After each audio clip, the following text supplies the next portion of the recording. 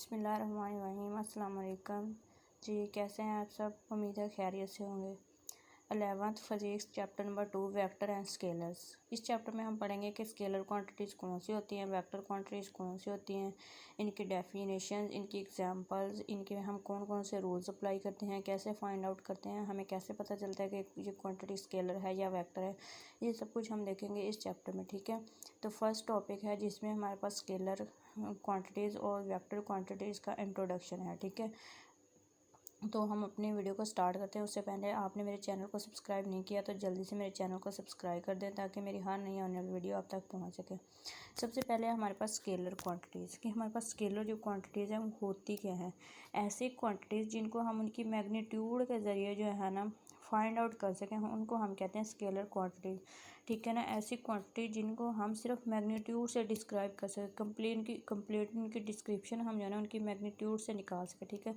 इसकी डेफिनेशन है the physical quantities completely described by magnitude with proper units, ठीक है। कि जिसमें सिर्फ उनकी मैग्नीट्यूड को हम देख के बता सकते हैं कि ये कम्प्लीटली हम हमारे पास जो क्वांटिटीज़ हैं कि ये कम्प्लीटली हमारे पास जो है वो शो हो रही हैं, हमें पता चल सके कि इनकी सिर्फ मैग्नीट्यूड से हमें पता चल सके कि ये क्वांटिटीज़ फिजिकल कौन सी हैं, उसको हम कहते हैं scalar quantities completely described by magnitude with proper units, ठीक है। इसमें जो है ना इसकी एग्जांपल है टाइम। पहले मैं आपको वेक्टर क्वांटिटीज़ की डेफिनेशन बताती हूँ, फिर मैं आपको इन दोनों की एग्जांपल समझाऊंगी। ऐसी क्वांटिटीज़ जिनको हम सिर्फ मैग्नीट्यूड से शो नहीं कर सकते, मैग्नीट्यूड से कम्प्लीटली डिस्क्राइब नहीं कर सकते, बल्कि उसके लिए हमें डायरेक्शन की भी ज़रूरत होती है।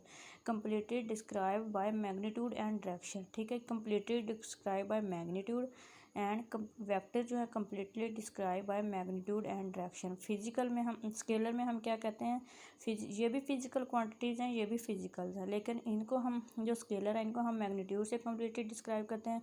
जो वेक्टर्स हैं इनको हम मैग्नीट्यूड और डायरेक्शन दोनों से कम्प्लीटली डिस्क्राइब करते हैं, ठीक है। अब इसकी एग्जांपल है स्केलर की टाइम, करंट, स्पीड, ETC, ठीक है। टार्क वेक्टर्स की हैं टार्क, फोर्स, हम कहते हैं टाइम, हम उनके मैग्नीट्यूड से ही बताते हैं ना टाइम क्या है।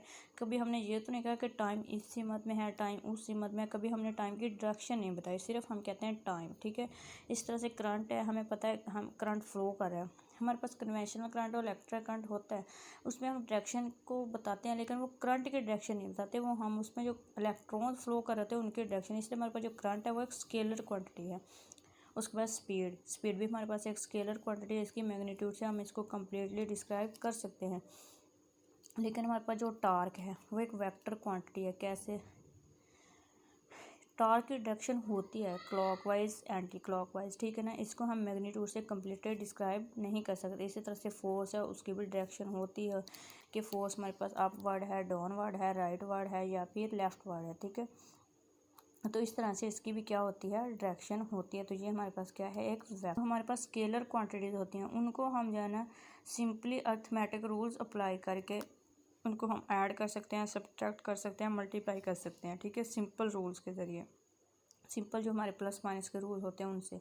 लेकिन जो हमारे पास हैं वेक्टर क्वांटिटीज़, उनको हम सिंपल अर्थमेटिक रूल जो होते हैं उनसे हम जो है ना वो मल्टीप्लाई, ऐड या सब्ट्रैक्ट नहीं कर सकते, बल्कि उनके लिए हमें वेक्टर एडिशन का रूल अप्लाई करना पड़ता है, वेक्टर मल्टीप्लिकेशन का रूल अप्लाई करना पड़ता है, या फिर वेक्टर सब्ट्रैक्शन का रूल अप्लाई करना पड़ता है, ठीक है।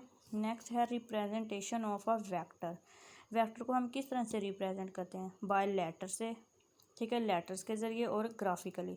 वेक्टर्स को हम दो तरह से शो कर सकते हैं, लेटर से और ग्राफिकल। लेटर में हम जब किसी वेक्टर शो करते हैं तो हम उस लेटर को लिख के उसके ऊपर एक क्या कर देते हैं, एरो लगा देते हैं, जो कि उसकी वेक्टर की क्या बताता है, डायरेक्शन को, ठीक है। एरो क्या बताता है, डायरेक्शन, और ये बताता है कि ये एक वेक्टर क्वांटिटी है।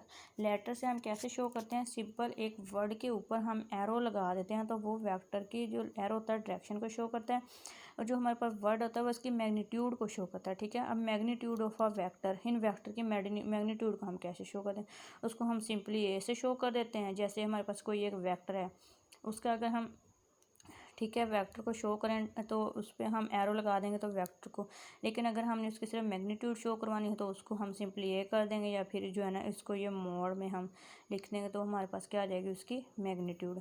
दूसरा है वेक्टर को हम ग्राफिकली कैसे शो करते हैं। तो ग्राफिकली हम जो है ना दो लाइंस हमने ले ली हैं, ठीक है। कोरस्पॉन्डिंग लाइन 90 के एंगल पे हमने ले ली है, ठीक है।